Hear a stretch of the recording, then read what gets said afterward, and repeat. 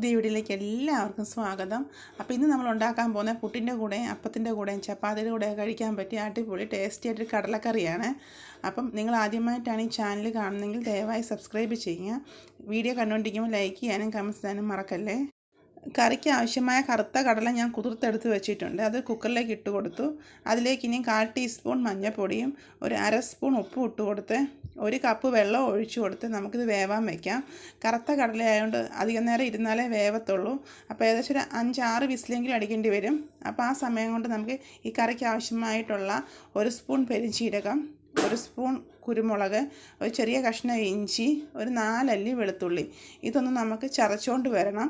അരയ്ക്കണ്ട, ഒന്ന് ചതച്ചെടുത്താൽ മതി. ഇതുപോലെ ഒന്ന് ചതച്ചെടുത്തുകൊണ്ട് വരണേ. അപ്പോൾ ഇനി നമുക്കിതിലേക്ക് ആവശ്യം ഒരു വലിയ സവാള അരിഞ്ഞതും ഒരു തക്കാളിക്ക അരിഞ്ഞതും പിന്നെ ഒരു 3-4 സ്പൂൺ തേങ്ങാക്കൊത്താണ്. തേങ്ങാക്കൊത്ത് ഈ കറിക്ക് നല്ല ടേസ്റ്റാട്ടോ. അപ്പോൾ ഇനി നമ്മൾ ഒരു കടായി അടുപ്പിൽ വെച്ചു.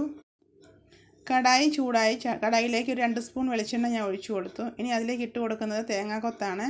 തേങ്ങാക്കൊത്തിട്ട് ഒന്ന് മൂത്ത് വരുമ്പം നമുക്ക് ചതച്ച് വെച്ചേക്കുന്ന പെരുംജീരകം, കുരുമുളക് അതെല്ലാം കൂടെ ഇട്ട് കൊടുക്കാം. ലോ ഫ്ലെയിമിലാണ് ഇട്ടേക്കുന്നത്, അല്ലെങ്കിൽ പെട്ടെന്ന് കരിഞ്ഞ് പിടിക്കും. ഇനി നമുക്കത് നല്ലതുപോലെ ഒന്ന് മൂപ്പിച്ചെടുക്കാം. ഇതിലേക്ക് ഞാൻ ഒരു 2 കരിയാപ്പിലയും കൂടെ ഇപ്പോൾ ഇട്ട് കൊടുക്കുന്നുണ്ട്. ഇനി നമുക്ക് നല്ലതുപോലെ ഇത് മൂപ്പിച്ചെടുക്കാം. ഇത് നല്ലതുപോലെ മൂത്ത് വന്ന ശേഷം നമ്മൾ അരിഞ്ഞ് വെച്ചേക്കുന്ന സവാള ഇപ്പോൾ ഇട്ട് കൊടുക്കാം. സവാള ഇട്ട് കൊടുത്ത് നമുക്ക് നല്ലതുപോലെ ഒന്ന് വഴറ്റിയെടുക്കാം. ഇതിലേക്ക് ഒരു 1/4 ടീസ്പൂൺ ഉപ്പും കൂടെ ഞാൻ ഇട്ട് കൊടുക്കുന്നുണ്ട്. ഉപ്പ് കുറച്ചിട്ട് കൊടുത്താൽ മതി. നമ്മൾ കടലയ്ക്കകത്ത് ഉപ്പിട്ട് കൊടുത്തിട്ടുണ്ട്. അപ്പോൾ ഇതൊന്ന് മൂത്ത് വരുമ്പം ഇനി ഇതിലേക്ക് ഇട്ട് കൊടുക്കാനുള്ളത് 1 സ്പൂൺ മുളക് പൊടിയും 1 സ്പൂൺ മല്ലിപ്പൊടിയും ഒരു 1/4 ടീസ്പൂൺ മഞ്ഞൾപ്പൊടിയും ഇതും കൂടെ ഇട്ട് കൊടുത്ത് നല്ലതുപോലെ മൂപ്പിച്ചെടുക്കാം. കരിഞ്ഞു പോകരുത്.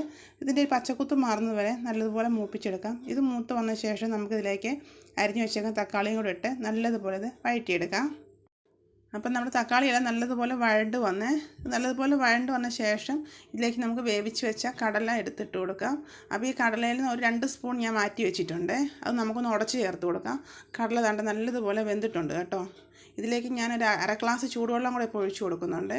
ഇനി ഇതിലേക്ക് ഒരു 1/2 സ്പൂണ് ഗരം മസാല, നമ്മൾ ഗരം മസാല ഇതുവരെ ഇട്ട് കൊടുത്തില്ല, 1/2 സ്പൂൺ ഗരം മസാലയും കൂടെ ഇട്ട് കൊടുത്തിട്ട് ലോ ഫ്ലെയിമിൽ ഞാൻ വെച്ചിട്ടുണ്ട്. അപ്പം ഇനി നമ്മൾ ഞാൻ പറഞ്ഞില്ല, എടുത്ത കടല ഒന്ന് ഞാൻ അരച്ചെടുത്തിട്ടുണ്ട്. അതും ഇപ്പോൾ ഇതിലേക്ക് ഒഴിച്ച് കൊടുക്കാം. എന്നിട്ട് വീണ്ടും നമുക്ക് നല്ലതുപോലെ മിക്സ് ചെയ്ത് ഉപ്പൊക്കെ നോക്കി മസാലയൊക്കെ നോക്കിയിട്ട് വീണ്ടും കുറച്ച് നേരം കൂടെ അടച്ചു വെച്ചൊന്ന് കുറുക്കിയെടുക്കാമേ. ഇപ്പോൾ കടലക്കറി നല്ലതുപോലെ കുറുകി നല്ല പാകമായിട്ട് വന്നിട്ടുണ്ട്. ഇപ്പോൾ ഉപ്പ് എന്തെങ്കിലുമൊക്കെ വേണമെങ്കിൽ ഇട്ട് കൊടുക്കാം. ഇപ്പോൾ എല്ലാം കറക്റ്റാട്ടോ, ഞാൻ ഒന്നും ഇട്ട് കൊടുത്തില്ലേ വീണ്ടും. അപ്പോൾ നമ്മുടെ കടലക്കറി അടിപൊളി ടേസ്റ്റിയായ കടലക്കറി റെഡി ആയിട്ടുണ്ട്.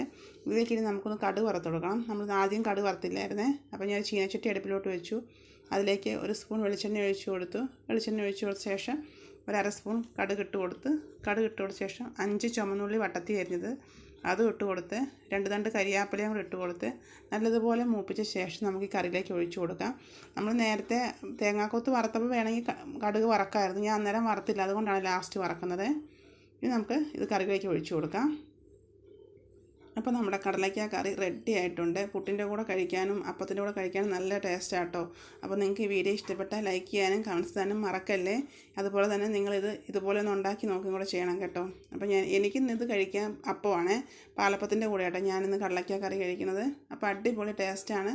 തീർച്ചയായിട്ടും നിങ്ങളിത് ഉണ്ടാക്കി നോക്കണം കേട്ടോ. Okay, bye, thank U.